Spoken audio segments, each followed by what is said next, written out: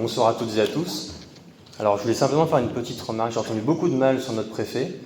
Faut quand même rappeler que c'est un camarade parce qu'il était au PS. Voilà. Vous en tirez les conclusions que vous voulez. Alors, nous sommes ce soir près de 200. Il y a des personnes qui viennent de Châtellerault, de Tours, du Blanc. C'est vraiment super. Et ça nous montre...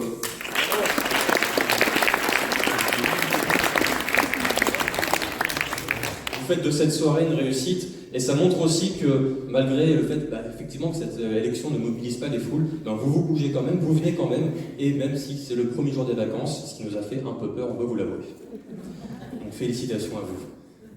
Moi, c'est la première fois que je me retrouve de ce côté-là de la scène, face à vous, et je dois l'avouer, d'ailleurs habituellement je me retrouve plutôt dans le fond parce que j'arrivais un peu en retard, là j'ai dû faire l'effort d'arriver à l'heure même en avance, et je vous fais une confidence, c'est pas uniquement par plaisir. Alors c'est vrai que je prends quand même du plaisir, ça nous fait tous plaisir d'être là, mais même si on aime ça, c'est pas un engagement personnel fondé sur le goût des interphones et des taches de colle sur les vêtements, c'est avant tout fondé sur la conscience et de la nécessité de militer. C'est quand on propose sa candidature, on le fait en sachant que notre vie privée, elle s'en trouvera un peu modifiée, parce que nos collègues vont nous reconnaître sur les affiches, parce que notre employeur va ouvrir le journal et tomber sur une photo de vous, sur votre nom, parce que le prochain employeur, lui, verra une photo de vous sur Google Images avec le poing levé, parce que les repas de famille vont être un peu moins agréables qu'habituellement, mais on le fait quand même, on y va. Alors, on est en campagne permanente, ça vous le savez, à chaque fois, on est sur les marchés, en porte-à-porte, même en dehors et surtout en dehors des élections. Ceux qui n'ont jamais cessé de tracter et de faire du porte-à-porte continuent à en faire, d'autres reviennent après une pause, d'autres encore nous rejoignent aujourd'hui parce qu'ils ressentent le besoin de se mobiliser. Et nous continuons cet engagement parce que nous sommes conscients de l'urgence et de la nécessité de ce combat pour la dignité et la justice. Nous sommes conscients des grandes urgences sur lesquelles la France Insoumise et l'Union Populaire basent leur programme. L'urgence démocratique, qui nécessite un passage à la 6ème République, dont la Constitution serait écrite par les citoyens, et à l'échelle européenne par un respect de la souveraineté populaire des États membres. Et ça passe forcément par la domination du capital et ses agents, les lobbyistes qui sont chez eux au Parlement. Ils doivent être chassés, eux et le quart de députés européens, au cœur de scandales financiers, avec. Il faut rompre avec la toute-puissance des lobbies, imposer la transparence et interdire les rémunérations annexes. L'urgence écologique, elle, nous contraint aussi à rompre avec un ordre injuste, qui pousse à faire toujours plus, à produire toujours plus et toujours plus loin, pour faire toujours plus de profit. Il faut cesser de faire confiance au marché pour se réguler, quand bien même le marché carbone aurait l'objectif vertueux et audacieux, plus que vertueux, d'envisager la diminution de production de CO2. On sait que sa finalité reste la même que tous les marchés, rapportés à ceux qui en ont le plus. Notamment, c'était le cas avec le ciment, qui a pu dégager 5 milliards de bénéfices, le secteur du ciment, grâce à l'achat et la revente de droits à polluer, c'est-à-dire sans rien produire. Nous devons aussi contraindre l'agro-industrie à enfin rémunérer convenablement les producteurs, et ça passe par des prix planchers supérieurs évidemment aux coûts de production, mais aussi un blocage des marges de la grande distribution et des industriels. Bravo.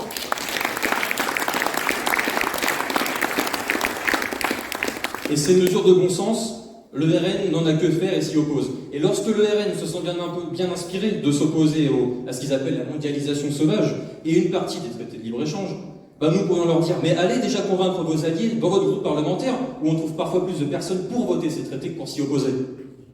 Suspendons aussi toutes les créations de méga-bassines financées par de l'argent public pour des intérêts privés, mettant en danger nos ressources en eau, et on en connaît les dangers dans la Vienne, puisque à Châtellerault, l'année dernière, la mairie se préparait à distribuer des bouteilles d'eau à 30 000 habitants. Enfin, l'urgence sociale nous pousse là aussi à la rupture. Il faut sortir l'énergie du marché et se battre pour des tarifs réglementés, comme l'ont fait Manon Aubry et Marina Mesure ces derniers jours, malgré l'opposition des Verts et l'absence de Glucksmann et Bardella. Et ce que nous n'arrivons pas à obtenir à l'Assemblée, on ira essayer de l'imposer à Bruxelles, comme l'a fait Leïla Chaibi avec la directive sur les travailleurs des plateformes. Malgré l'opposition, là encore une fois, des macronistes et Bardella. On va essayer d'arracher une directive pour indexer les salaires sur l'inflation, établir un salaire minimum européen et combattre les régressions portées par la Commission européenne, comme l'augmentation de l'âge de départ à la retraite ou l'austérité. Austérité destructrice à laquelle consent Madame Le Pen, M. Bardella, les amis de M. Glucksmann, bien sûr les macronistes et pas nous. Nous refusons de retirer 30 à 50 milliards aux écoles qui ferment dans la ruralité. 50 classes ferment dans la Vienne, dont des écoles, même des écoles de rassemblement. Nous refusons de retirer 30 à 50 milliards aux collèges qui manquent d'assistants d'éducation, aux lycées qui prennent l'eau, aux hôpitaux qui craquent et ferment leurs urgences comme à Montmorillon, à Loudun, ou des services de cardiologie comme à Châtellerault. Alors la campagne, elle débute tout juste et on continue à progresser chaque semaine à force de pédagogie et d'explication de la part de notre tête de liste, Manon Aubry, qui fait un travail formidable. Mais c'est aussi parce que cette liste incarne des combats menés et à mener. Anthony Smith, inspecteur du travail, qui s'est opposé à Elisabeth Borne, Rima Hassan, juriste en droit international, qui est la cible d'odieuses attaques racistes chaque jour, alors qu'elle ne défend que la dignité des Palestiniens et leur droit à disposer, comme toutes et tous ici, d'une carte d'identité. Younous Omarji, qui a arraché une journée de commémoration pour les victimes de l'esclavage, commémoration au sujet de laquelle le RN s'est abstenu. Alors, c'est aussi une liste qui porte haut l'horizon et l'urgence de la paix. Il y a quelques jours, j'étais avec des élèves de 3e à Oradour-sur-Glane. J'invite M. Attal, Macron, Glucksmann et Mme Toussaint à s'y rendre. Et je me demande s'ils seront aussi touchés que les élèves ont pu l'être. Nous ne voulons pas d'un conflit avec une puissance nucléaire. C'est pas arrivé pendant la guerre froide et ça ne doit pas arriver par la suite. Personne ne veut de guerre, sinon ceux qui n'enverront pas leurs enfants. Parce que les militaires qui seraient déployés, ce ne sont pas les enfants des bourgeois, mais des classes populaires. Personne ne veut de la guerre, sinon ceux qui en tireront de juteux profit, l'industrie de l'armement en tête.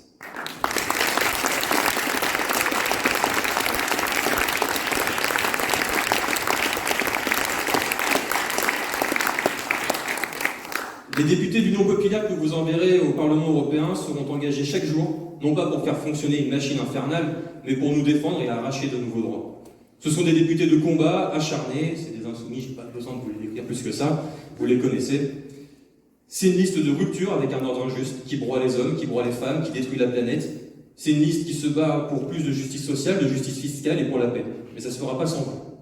Alors si en 2022 vous avez voté Jean-Luc Mélenchon en présidentielle, si vous avez voté pour le programme de la NUPES aux législatives, eh bien je vous propose de faire le choix de la cohérence et de voter pour ce même programme, puisque en plus des qualités citées précédemment, nous avons aussi une autre qualité, celle de la cohérence, et on propose le même programme, on va défendre le même programme, et on garde ce programme-là. Donc si ce programme vous semblait bon,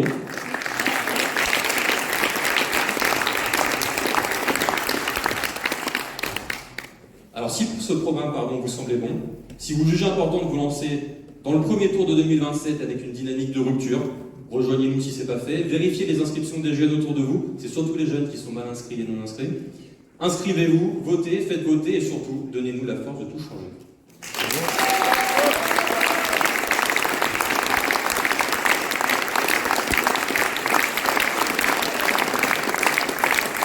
Merci beaucoup. Je vais maintenant donner la parole à Paul Vallier.